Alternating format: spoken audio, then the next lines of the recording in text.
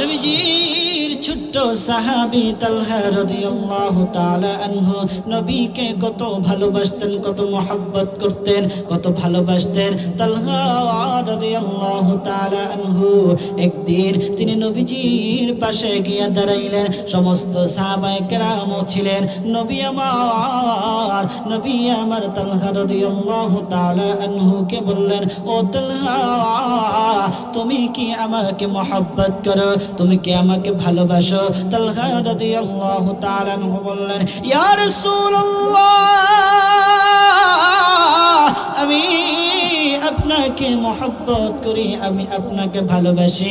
ইয়া রাসূলুল্লাহ, ইয়া হাবিবাল্লাহ, আপনি যেভাবে বলবেন, আপনি যেভাবে পরীক্ষা নিতে চান, আমি সেইভাবে পরীক্ষা দিতে প্রস্তুত। আপনার আমার নবী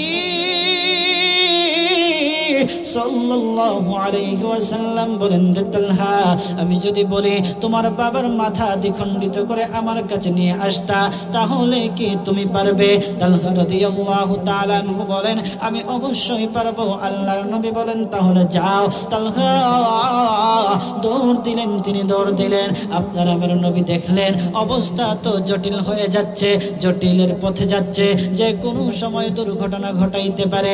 আল্লাহর নবী ডাক দিয়ে বলেন, তালহা, আমার বিশ্বাস হয়ে গেছে তুমি আমাকে মহব্বত করো, তুমি আমাকে ভালোবাসো। ও তালহা, আসো আসো আসো। আল্লাহর নবীর কাছে আসলেন। এই তালহা রাদিয়াল্লাহু তাআলা আনহু কয়েকদিন পরে তিনি অসুস্থ অবস্থায় বিছানায় পড়ে গেলেন, বিছানায় শায়িত অবস্থায় আছেন। আপনারা আমার নবী শুনলেন তালহা বিছানায় শায়িত অবস্থায় আছে, হুঁশ নাই। নবী আমার তালহা রাদিয়াল্লাহু তাআলা আনহুকে দেখতে গেলেন, গিয়া দেখলেন তালহা রাদিয়াল্লাহু তাআলা আনহুর হুঁশ নাই, হুঁশ নাই।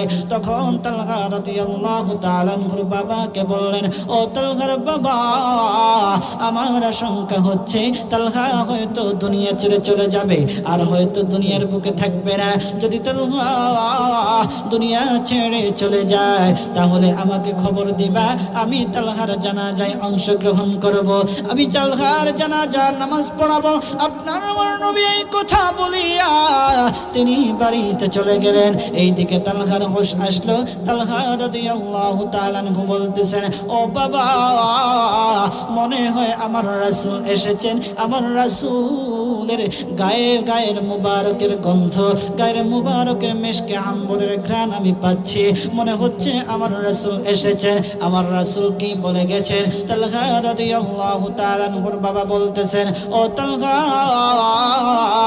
আপনার আমার নবী বলেছেন তুমি হয়তো দুনিয়া ছেড়ে চলে যাবে। দুনিয়া ছেড়ে চলে যাওয়ার সময় আপনার আমার নবীকে খবর দেওয়ার জন্য তালহার জানাজা পড়াবেন নবীজি সাল্লাল্লাহু আলাইহি ওয়াসাল্লাম তোমার জানাজায় অংশগ্রহণ করবেন, তোমার জানাজার নামাজের ইমামতি করবেন। তালহা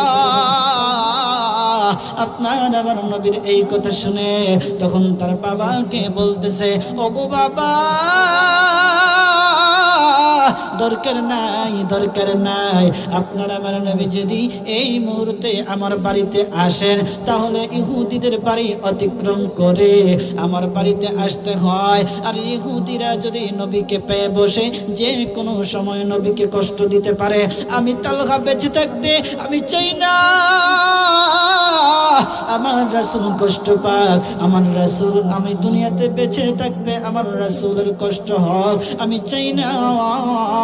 আমি যখন দুনিয়া ছেড়ে চলে যাব, আমার রাসূলকে খবর দিবা না, আমার রাসূলকে খবর না দিয়া তোমরাই জানাজার নামাজ আদায় করে আমাকে কবরস্থ করে দিও। তালহা এই কথা বলে দুনিয়া ছেড়ে চলে গেল। রাতের ভিতরে তালহাকে কবরস্থ করা হলো। সকালবেলা আপনার আমার নবী মুহাম্মদুর রাসূলুল্লাহ সাল্লাল্লাহু আলাইহি ওয়াসাল্লাম খবর পাইলেন তালহা রাদিয়াল্লাহু তাআলা আনহু দুনিয়া ছেড়ে চলে গিয়েছে। আপনার আমার নবী আসলেন তালহার বাড়িতে আসার পর আপনার আমার নবী তালহার বাবাকে বললেন, ও তালহার বাবা রে, আমাকে কেন তুমি খবর দিলা না? তখন তালহার বাবা বলতেছে, ইয়া রাসূলুল্লাহ, ইয়া হাবিবাল্লাহ, ওগো নবীজি, আমি যদি আপনাকে খবর দেই তাহলে তালহার মনে কষ্ট যাবে। তালহা আমাকে নিষেধ করেছে, আপনাকে যে কোনো সময় ইহুদিরা পেয়ে বসলে কষ্ট দিতে পারে। তালহা চাই না তালহা বেঁচে থাকতে আপনার কষ্ট হোক, তালহার জন্য আপনার শরীরে আঘাত পড়ুক, এটা তালহা চাই না, এই জন্য নিষেধ করেছে তালহা। আপনার আমার নবী দুইটা চোখের পানি ছেড়ে ছেড়ে বলতেছেন, ও তালহার বাবা, তাই যদি হয়, এত মহব্বত যদি করে থাকে, তাহলে চলো তালহার কবর জিয়ারত করি। আপনারা আমার নবী তালহার কবর জিয়ারত করে শেষ করে তিনি বলতেছেন, ও তালহার বাবা শোনো, তালহার বাবা শোনো, ও তালহার বাবা, আমি কি তোমাকে সুসংবাদ দিব না? আমি কি তোমাকে সুসংবাদ দিব?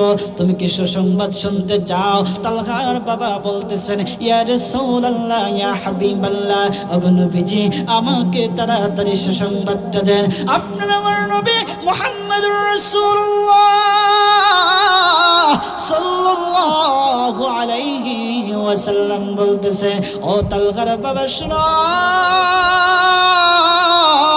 তোমার সন্তান ছেলে তালহা আমাকে মহব্বত করার কারণে, আমাকে ভালোবাসার কারণে আমার আল্লাহু আকবার বলেন, আরো জোরে বলেন আল্লাহু আকবার, ইমানের আওয়াজে বলেন আল্লাহু আকবার। মুসলমান ভাইরা, আপনার আমার নবী মুহাম্মদুর রাসূলুল্লাহ সাল্লাল্লাহু আলাইহি ওয়াসাল্লাম বলেন, তালহার বাবা শোনো, তোমার সন্তান আমাকে মহব্বত করার কারণে, আমাকে ভালোবাসার কারণে আমার আল্লাহ তোমার সন্তানের প্রতি খুশি হয়ে গেছেন।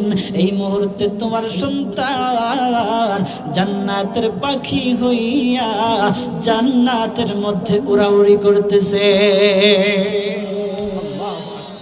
নবীজিকে কত ভালোবাসছেন, আল্লাহু আকবার, নবীকে কত মহব্বত করেছেন যে তিনি চাইলে পারতেন রাসূল সাল্লাল্লাহু আলাইহি ওয়াসাল্লাম তার জানাজা পড়া, পারতেন না, কিন্তু না, নবীর শরীরে আঘাত পড়বে, নবীর চেহারা মুবারকে, বদন মুবারকে আঘাত পড়বে, সেটা তালহা রাদিয়াল্লাহু তাআলা চায় নাই, এই জন্য তিনি নিষেধ করে দিয়েছেন। এই মহব্বতের কারণে তিনি আল্লাহর তৈরি জান্নাতের পাখি হয়ে গেছেন। সুবহানাল্লাহ।